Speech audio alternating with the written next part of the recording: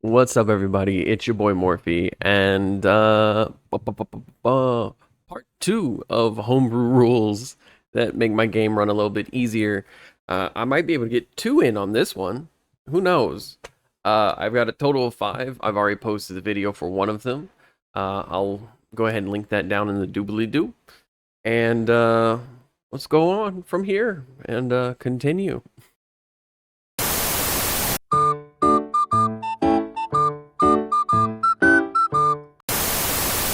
The next rule that I use for my homebrew campaigns that really helps make things run smoother is inspirations. I know that a lot of games already have inspirations, and I'm not really doing anything new here, but I do feel like it's worth mentioning that adding inspirations allows for players to feel like they've earned something outside of combat.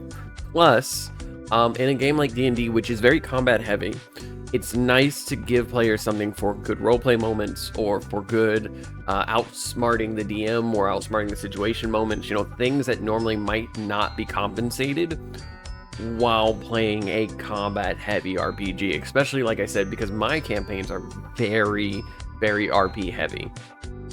I occasionally hand out inspiration points to my players, sometimes for great role playing, others for playing their character in interesting and fun ways. The inspiration can be used to auto-succeed in any situation you would normally roll to accomplish, for investigations and persuasion checks to strengthen dexterity. It will always count as a critical success. I hand these out separately as they can easily break our game. Also, oh, that's incorrect. If I don't fuck this up at least once, what's the point? What's the fucking point? I hand these out sparingly as they can easily break your game. Also, I typically have to interpret critical successes on the fly, as it's traditionally reserved for attacks in the rules as written or raw. To summarize all this, I hand them out very rarely. I think I've handed them out on 4 different occasions in my current 2-year plus running campaign. And that's not to say that my players don't deserve it. It's to say that, like, I want it to feel really fucking earned. I want it to feel really fucking important. And when I say interpreting an inspiration, if someone's trying to convince someone to do something, I let my players know that critical success does not mean you're going to force someone to do something. It's not like the king's going to give up his crown just because you asked for it. You rolled a 20. No. He's going to find it endearing that you at least asked. He's not going to kill you for it. Now, my players typically use these in high stress scenarios, such as someone's about to die and they want to save them, so they use an inspiration. They use an inspiration to do so. And in that, I let them describe how they're going to save someone, okay? The idea of letting the players describe something allows them to be both invested and also creative. And not every player is going to fucking write Shakespeare, but the fact that they're invested enough to try, you can then interpret that into the scenario. There's also the fact that they can break your game, which is not a bad thing. D&D is typically what we would call PvE, player versus everything. And in those kinds of games, being broken isn't a bad thing. It just depends on whether or not your players enjoy that kind of scenario, which using a critical success, using an inspiration, players will forget they have them until they don't. And then they're like, I'm going to use this, I'm going to save this person. And there's this like high intense emotional moment. They break the game for a split second, which sometimes is a good thing. Like, let's be real. It's fun to bend the rules. It's fun to break the game. And even if it's for a second, the fact that you were able to survive something because you earned a credit of some sort and are now applying it to your situation. It's like when you call in favors and suddenly you feel that release from like all the stress of the situation you're in, you know?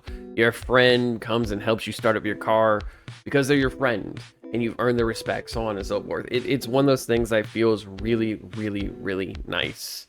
I see that we're already fucking 7 minutes into this mess, or 6 minutes into this mess, and I'm fucking laughing because I thought I'd be able to get 2 of these in. But let me know what you think about this idea of using inspirations. Would you hand them out sparingly? Would you hand out a lot of them? I had one friend who actually hands out inspirations at the beginning of the campaign in like sets of 3 or 4, and then the players can rejuvenate them over time, which I thought was interesting, but doesn't really work for my campaign. I'm testing out a new form of inspiration, which is essentially the players can barter or bargain with me. If they want to save or change something, you have to give something up in return. And I kind of like it, but we haven't really used it too much.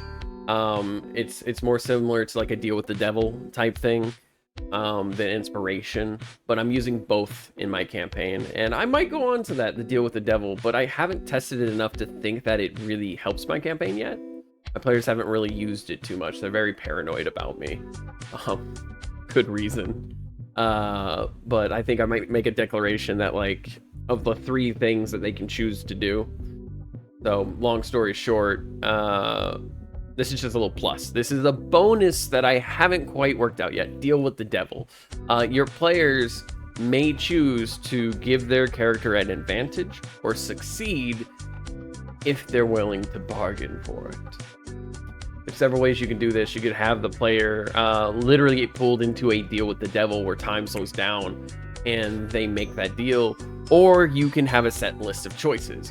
I choose to critically succeed on this as long as I take disadvantage on the next 2 checks. You know, that type of thing. And, you know, it's got to be balanced so that the players feel like they're giving up a little bit more than they're getting sometimes, and other times they're getting a little more than they're giving up. It's just, it's a balancing game.